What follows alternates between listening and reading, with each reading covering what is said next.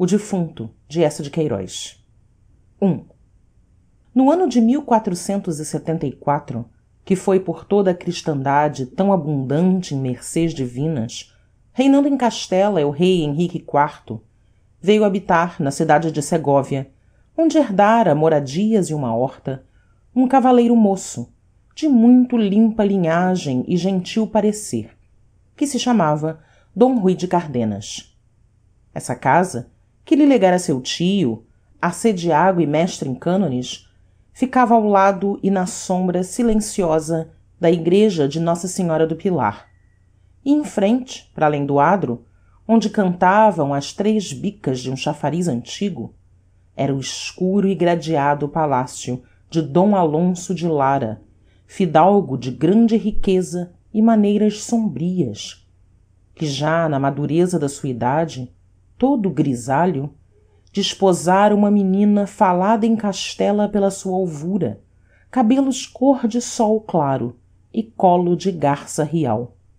Dom Rui tivera justamente por madrinha, ao nascer, Nossa Senhora do Pilar, de quem sempre se conservou devoto e fiel servidor, ainda que, sendo de sangue bravo e alegre, amava as armas, a caça, os saraus bem galanteados e mesmo por vezes uma noite ruidosa de taverna com dados e pichéis de vinho. Por amor e pelas facilidades desta santa vizinhança, tomara ele o piedoso costume, desde a sua chegada a Segóvia, de visitar todas as manhãs, à hora de prima, a sua divina madrinha e de lhe pedir, em 3 ave-marias, a bênção e a graça. Ao escurecer, mesmo depois de alguma rija correria por campo e monte com lebreus ou falcão, ainda voltava para, a saudação de vésperas, murmurar docemente uma salve rainha. E todos os domingos comprava no adro, a uma ramalheteira mourisca, algum ramo de junquilhos ou cravos ou rosas singelas, que espalhava, com ternura e cuidado galante, em frente ao altar da Senhora. A esta venerada igreja do Pilar vinha também cada domingo Dona Leonor, a tão falada e formosa mulher do senhor de Lara, acompanhada por uma aia carrancuda, de olhos mais abertos e duros que os de uma coruja, e por 2 possantes lacaios que a ladeavam e guardavam como torres. Tão ciumento era o senhor Dom Alonso, que só por lhe haver severamente ordenado seu confessor, e com medo de ofender a senhora sua vizinha, permitia esta visita fugitiva, a que ele ficava espreitando sofregamente de entre as rexas de uma gelosia, os passos e a demora. Todos os lentos dias da lenta semana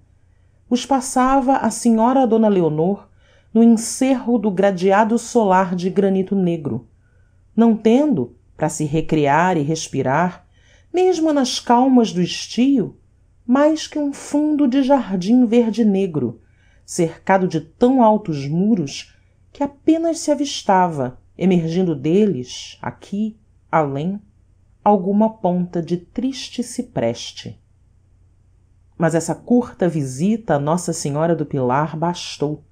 para que Dom Rui se namorasse dela tresloucadamente, na manhã de maio, em que a viu de joelhos ante o altar, numa reste de sol, aureolada pelos seus cabelos de oiro, com as compridas pestanas pendidas sobre o livro de horas, o rosário caindo de entre os dedos finos, fina toda ela, e macia,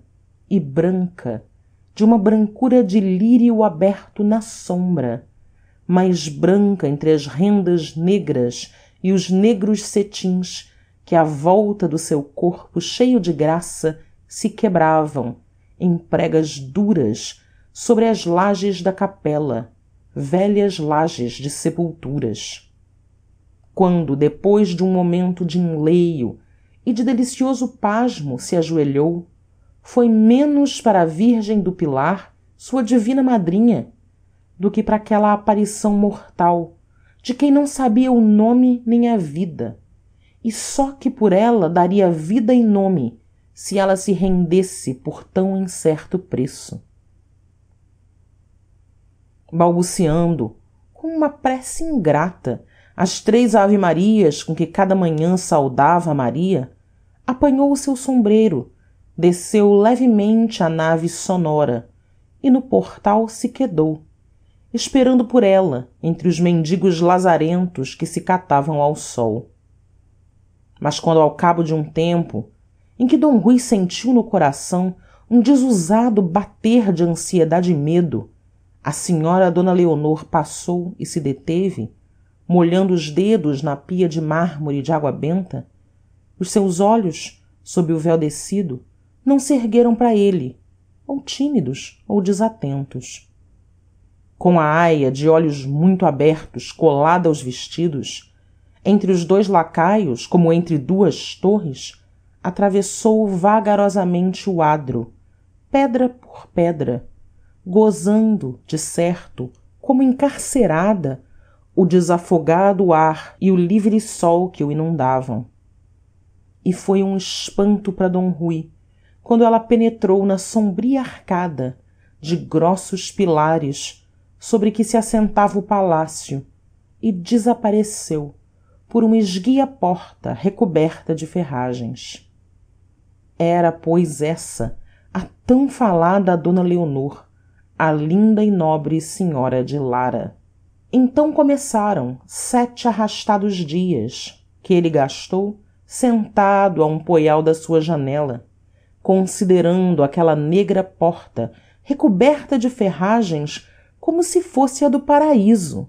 e por ela devesse sair um anjo para lhe anunciar a bem-aventurança. Até que chegou o vagaroso domingo, e passando ele no adro à hora de prima, ao repicar dos sinos, com um molho de cravos amarelos para sua divina madrinha, cruzou Dona Leonor, que saía de entre os pilares da escura arcada, branca, doce e pensativa, como uma lua de entre nuvens. Os cravos quase lhe caíram naquele gostoso alvoroço em que o peito lhe arfou mais que um mar, e a alma toda lhe fugiu em tumulto através do olhar com que a devorava.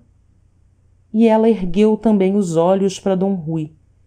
mas uns olhos repousados, uns olhos serenos, em que não luzia curiosidade, nem mesmo consciência de se estarem trocando com outros, tão acesos e enegrecidos pelo desejo.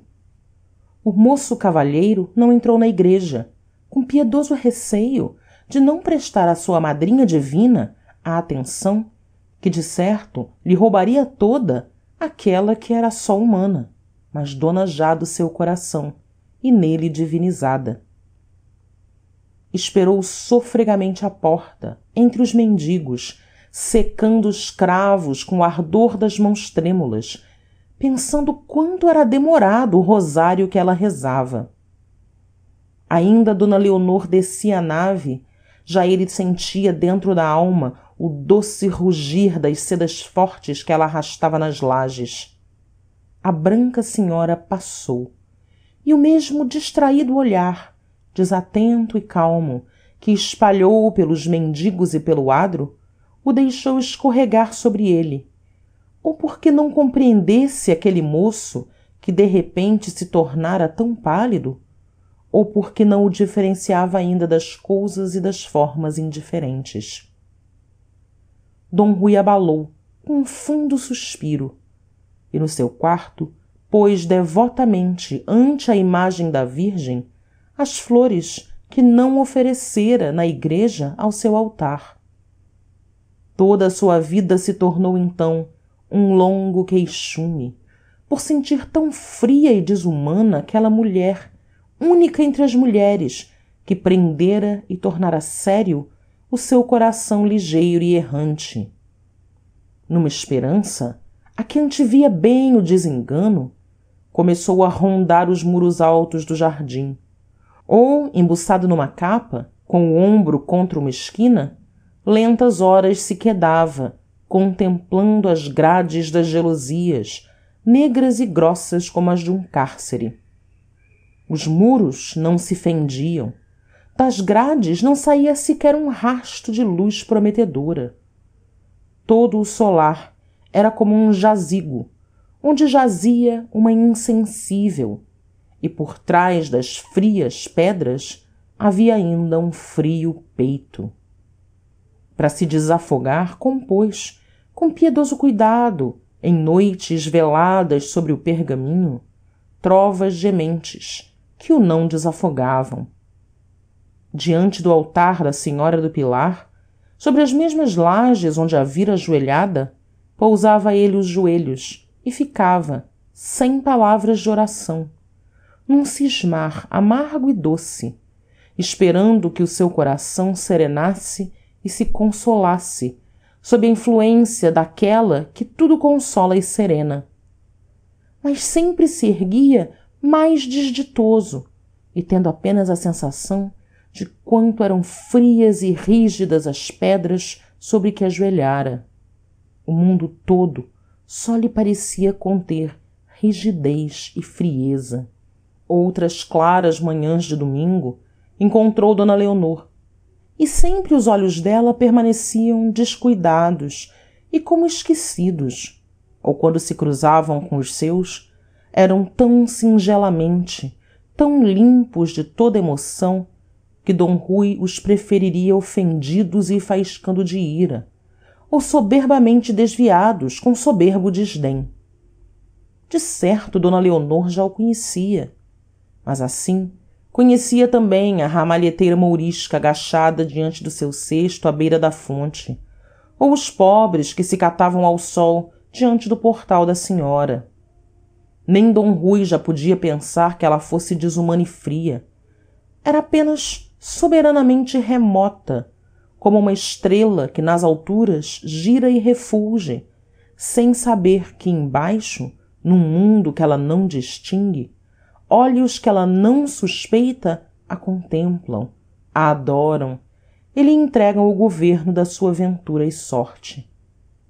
Então d Rui pensou: ela não quer, eu não posso. Foi um sonho que findou, e Nossa Senhora a ambos nos tenha na sua graça. E como era cavaleiro muito discreto, desde que a reconheceu assim inabalável na sua indiferença, não a procurou, nem sequer ergueu mais os olhos para as grades das suas janelas, e até nem penetrava na igreja de Nossa Senhora, quando casualmente, do portal, a avistava ajoelhada, com a sua cabeça tão cheia de graça e de oiro, pendida sobre o livro de horas. Fim da seção 1.